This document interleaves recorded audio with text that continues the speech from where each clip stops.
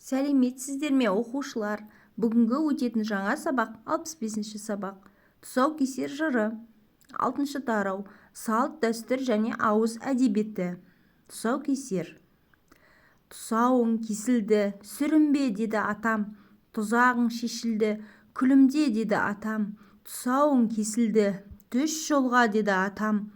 Тұзағың шешілді, ұш самға, деді атам. Тұсауың кесілді, тұлпар бол, деді атам.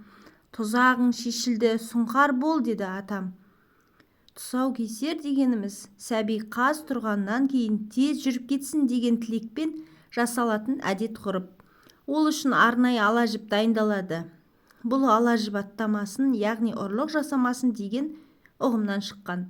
Сол жіппен баланың аяғын тұсап, яғни байлап, оны үлкен сыйлы кісіге қидырады. Баланың тұсауын кесіп болған соң, баланы қолынан жетектеп жүргізеді және шашу шашады. Баланың ата-анасы тұсау кескен адамға сыйлық береді. Тұсау кесу тойының негізгі жабдықтары 1,5 метр ала жіп, өткір қайшы немесе пышақ. Тұсау кесердің жібі әртүрлі болады. Кейбіреулер бала өсіп көгерсін деп көк шөппен есіп жасайды. Ал басқалары бай болсын деп малдың тоқ шегінен өреді, адал болсын деп ала жіптен жасайды. Ал енді осы өлең жолдарын талдап көрейік. Өлеңнің алғашқы шумағында тұсауың кесілді, сүрінбе, деді атам, тұзағың шешілді, күлімде, деді атам деген өлең жолында атасы немересіне тұсауыңды кестік. Енді мына үлкен өмірде кездесетін сан түрлі кезеңдерде сүрінбе, құлама, жасыма деп батасын беріп жатыр. Енді тұзағыңды шештік. Енді алға қарай ақ ниетпен қадам бас, күлімде деп батасын беріп жатыр.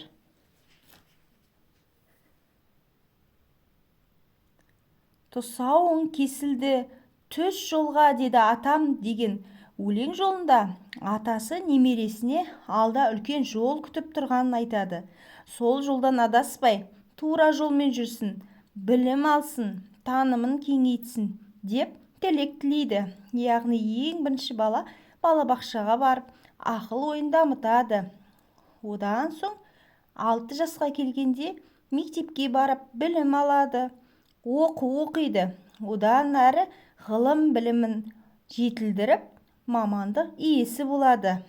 Атасы осындай білім жолында жолы ашық болсын, талабына нұр жаусын деп тілек етеді.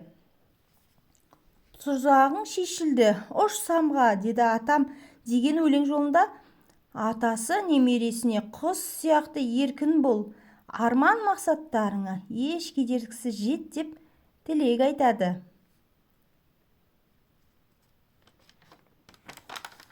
Тұсауың кесілді, тұлпар бол, деді атам деген өлең жолында атасы немересіне тұлпар сияқты жүйрік бол деп тілек тілейді.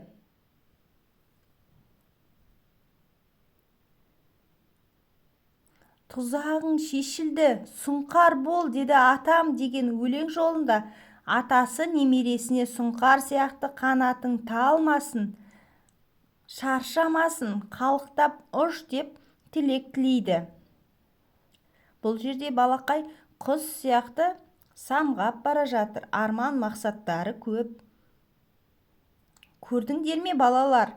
Тұсаукесер жырының тәрбиелік мәні өте зор екен. Атасы немересінің алдағы өмір жолына ақ тілекпен бата арнайды екен. Оқушылар, видео ұнаса каналға тіркеліп, лайк басып, достарымызды шақырамыз.